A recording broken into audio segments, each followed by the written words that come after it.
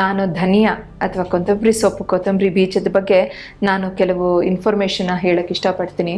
ಮೊದಲನೇದಾಗಿ ಕೊತ್ತಂಬರಿ ಸೊಪ್ಪು ಅಥವಾ ಕೊತ್ತಂಬರಿ ಬೀಜದ್ದು ಆಯುರ್ವೇದದಲ್ಲಿ ಗುಣಧರ್ಮಗಳ ಪ್ರಕಾರ ಇದರದ್ದು ರಸ ಅಂದರೆ ಇದನ್ನು ನಾವು ಬಾಯಿಗೆ ಮೊದಲು ಹಾಕೊಂಡಾಗ ಅದರಲ್ಲಿ ಬರ್ತಕ್ಕಂಥದ್ದು ರುಚಿ ಏನಿರುತ್ತೆ ಅಂದರೆ ಒಂದು ಕಹಿಯಾಗಿರೋದು ಮತ್ತು ಎರಡನೇದು ಒಗರಾಗಿರೋದು. ಅದಲ್ಲದೆ ಇದು ಅದರದ ಒಂದು ಕೆಲಸದಲ್ಲಿ ಅದು ಉಷ್ಣವಾಗಿ ಕೆಲಸ ಮಾಡುತ್ತೆ. ಆದರೆ ಅದರದ್ದು ವಿಪಾಕ ಅಥವಾ ಅದರದ್ದು ಆಫ್ಟರ್ ಆಗಿ ಎಫೆಕ್ಟ್ ಅಥವಾ ಆಫ್ಟರ್ ಟೇಸ್ಟ್ ಏನು ಬರುತ್ತೆ ಅದರ ನಂತರ ಏನಾಗುತ್ತೆ ಅಂದರೆ ಅದು ಸಿಹಿಯಾಗಿರ್ತಕ್ಕಂಥದ್ದು ಅಥವಾ ಮಧುರವಾಗಿರ್ತಕ್ಕಂಥದ್ದು. ಸೊ ಅದರ ಜೊತೆ ದೋಷಗಳಲ್ಲಿ ಇದು ವಾತ ಪಿತ್ತ ಮತ್ತು ಕಫ ಮೂರು ದೋಷಗಳನ್ನು ಸಮವಾಗಿ ಮಾಡಿ ಅದನ್ನು ಕಡಿಮೆ ಮಾಡೋದ್ರಲ್ಲಿ ಏನಾದರೂ ಎಕ್ಸಾಜುರೇಟ್ ಅಥವಾ ಹೆಚ್ಚಾಗಿದ್ದರೆ ವಿಕೃತವಾಗಿದ್ದರೆ ಅದನ್ನು ಶಮನ ಮಾಡೋಕ್ಕೆ ಇದು ಸಹಾಯ ಮಾಡುತ್ತೆ. ಸೊ ಕೊತ್ತಂಬರಿ ಸೊಪ್ಪು ಮತ್ತು ಕೊತ್ತಂಬರಿ ಬೀಜ ಇದನ್ನು ನಾವು ನಮ್ಮ ಹಲವಾರು ಅಡುಗೆಗಳಲ್ಲಿ ನಾವು ಇದನ್ನು ದಿನನಿತ್ಯವಾಗಿ ಇದನ್ನು ಉಪಯೋಗಿಸ್ತೀವಿ. ಆದರೆ ಹಲವಾರು ಸಾರಿ ನಮಗೆ ಇದರದ್ದು ವಿಶೇಷತೆಗಳು ಏನು ಅಂತ ಗೊತ್ತಿರಲ್ಲ. ಇವತ್ತು ನಾನು ಅದರ ಬಗ್ಗೆ ಒಂದು ಸ್ವಲ್ಪ ಮಾಹಿತಿನ ಹೇಳ್ತೀನಿ ನಿಮಗೆ. ಮೊದಲನೇದಾಗಿ ಇವಾಗ ಕಣ್ಣಿನ ಒಂದು ಸಮಸ್ಯೆಯಲ್ಲಿ ಕೆಲವು ಸಲ ಚಿಕನ್ ಪಾಕ್ಸ್ ಅನ್ನೋದು ಒಂದು ಮಕ್ಕಳಲ್ಲಿ ಸಾಮಾನ್ಯವಾಗಿ ಕಾಣಿಸ್ಕೊಳ್ಳುತ್ತೆ. ಇನ್ನೇನು ಬೇಸಿಗೆ ಕಾಲದಲ್ಲಿ ಬರ್ತಕ್ಕಂಥದ್ದು ಇದು ಬೇಗ ಸ್ಪ್ರೆಡ್ ಆಗ್ತಕ್ಕಂಥದ್ದು ಟೈಮ್ ಇದು.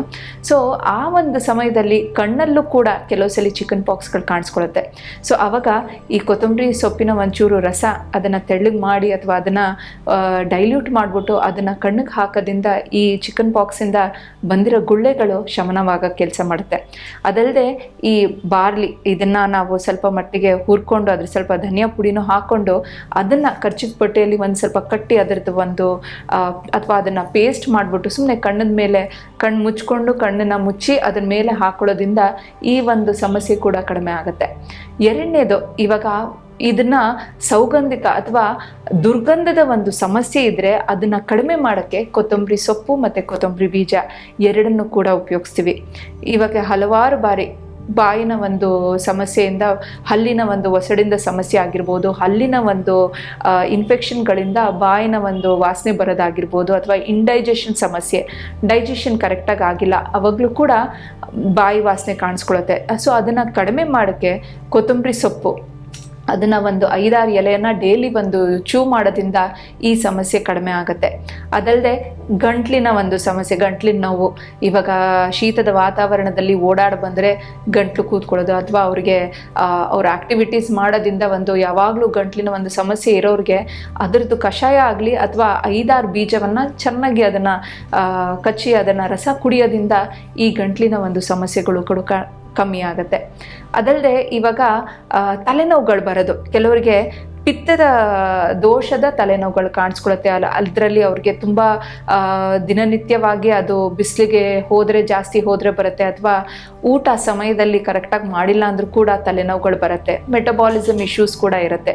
ಸೊ ಅಂಥವ್ರದ್ರಲ್ಲಿ ಒಂದು ಕೈ ಹಿಡಿಯಷ್ಟು ಕೊತ್ತಂಬರಿ ಬೀಜ ಧನಿಯಾನ ಪಾತ್ರೆಗೆ ಹಾಕಿ ಅದಕ್ಕೆ ಒಂದು ಸ್ವಲ್ಪ ಮಟ್ಟಿಗೆ ನೆಲ್ಲಿಕಾಯಿ, ಒಣಗಿರೋ ನೆಲ್ಲಿಕಾಯಿ ಪುಡಿ ಏನಿರುತ್ತೆ ಅದನ್ನು ಕೂಡ ಒಂದು ಸ್ವಲ್ಪ ಹಾಕಿ 1 ಗ್ಲಾಸ್ ಬಿಸಿ ನೀರನ್ನು ಅದಕ್ಕೆ ಹಾಕ್ಬಿಟ್ಟು ಆ ಪಾತ್ರೆಯನ್ನು ಮುಚ್ಚೋದು. ಮಾರನೇ ದಿನ ಅದನ್ನು ಡಿಕ್ಯಾಂಟ್ ಮಾಡೋದು, ಅಂದರೆ ಅದ್ರ ಮೇಲ್ಗಡೆ ಇರೋ ತೆಳ್ಳಗಿರೋ ಒಂದು ಪೋರ್ಷನನ್ನು ಮಾತ್ರ ತೊಗೊಂಡು ಸ್ವಲ್ಪ ಮಟ್ಟಿಗೆ ಕಲ್ ಸಕ್ಕರೆ ಪುಡಿನ ಅದನ್ನು ಬೆರೆಸ್ಕೊಂಡು ಈ ಕಷಾಯನ ಅವ್ರು ಯಾವಾಗ ಬೆಳಗ್ಗೆ ಕುಡಿತಾರೋ ಅದನ್ನು ದಿನನಿತ್ಯವಾಗಿ 1 ವಾರ ಮಾಡಿದ್ರೆ ಸಾಕಾಗತ್ತೆ.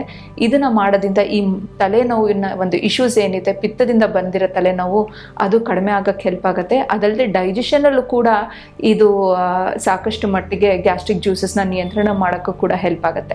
ಸೊ ಇದು ಧನಿಯದ್ದು ಇದ್ರ ಕೆಲವು ವಿಚಾರಗಳು. ಅದಲ್ಲದೆ ಧನಿಯಾನ ನಾವು ಈ ಹೆಣ್ಮಕ್ಳಲ್ಲಿ ಎಸ್ಪೆಷಲಿ ತುಂಬ ಬ್ಲೀಡಿಂಗ್ ಆಗ್ತಾ ಇದೆ ಅವ್ರಿಗೆ, ಸ್ವಲ್ಪ ಮಟ್ಟಿಗೆ ಅದು ಒಂದು ಸ್ವಲ್ಪ ತುಂಬ ಹೆವಿಯಾಗಿ ಫ್ಲೋ ಆಗ್ತಾ ಇದೆ, ಅದು ಕಡಿಮೆ ಮಾಡೋಕ್ಕೂ ಕೂಡ ಇದನ್ನು ಉಪಯೋಗಿಸ್ತೀವಿ. ಆದರೆ ಇದನ್ನು ದಿನನಿತ್ಯ ತುಂಬ ಹೆಚ್ಚಾಗಲ್ಲ, ಬರೀ ಆ ಒಂದು ಸಮಯದಲ್ಲಿ ಇದರದ್ದು ಕಷಾಯವನ್ನು ಮಾಡಿಕೊಂಡು ತಗೊಳ್ಳೋದು. ಅಥವಾ ಇವಾಗ ನಾನು ಹೇಳಿದ ಥರ ಅದನ್ನು ನೆನೆಸ್ಬಿಟ್ಟು ಪಾತ್ರೆಯಲ್ಲಿ ಇಟ್ಟು ಬಿಸಿ ನೀರನ್ನು ಹಾಕಿ ಅದನ್ನು ಓವರ್ನೈಟ್ ಸೋಕ್ ಮಾಡಿಬಿಟ್ಟು ಮಾರನೇ ದಿನ ಆ ನೀರನ್ನ ಕುಡಿಯೋದ್ರಿಂದ ಈ ಒಂದು ಸಮಸ್ಯೆ ಸಾಕಷ್ಟು ಮಟ್ಟಿಗೆ ಕಡಿಮೆ ಆಗೋದ್ರಲ್ಲಿ ಹೆಲ್ಪ್ ಆಗುತ್ತೆ. ಇದನ್ನು ಕೂಡ ಬರೀ ಆ ಸಮಯದಲ್ಲಿ ಮಾತ್ರ, ಅಂದರೆ ತುಂಬ ಇರುವಾಗ ಮಾತ್ರ, ಫ್ಲೋ ಜಾಸ್ತಿ ಹೆಚ್ಚಾಗಿದ್ದಾಗ ಮಾತ್ರ ಇದನ್ನು ಉಪಯೋಗಿಸೋದ್ರಿಂದ ಇದು ಸ್ವಲ್ಪ ಮಟ್ಟಿಗೆ ಸಹಾಯ ಮಾಡುತ್ತೆ, ಖಂಡಿತವಾಗ್ಲೂ ಕಡಿಮೆ ಮಾಡೋಕ್ಕೆ ಅನುಕೂಲ ಮಾಡಿಕೊಡುತ್ತೆ. ಹಾಗೆ ಈ ಧನಿಯಾ ಪುಡಿ ಏನಿದೆ, ಧನಿಯಾನ ನಾವು ಡ್ರೈ ಆಗಿ ಅದನ್ನು ರೋಸ್ಟ್ ಮಾಡಿಬಿಟ್ಟು ಪುಡಿ ಮಾಡ್ಕೊಂಡು ಇಟ್ಕೊಳ್ಳೋದು.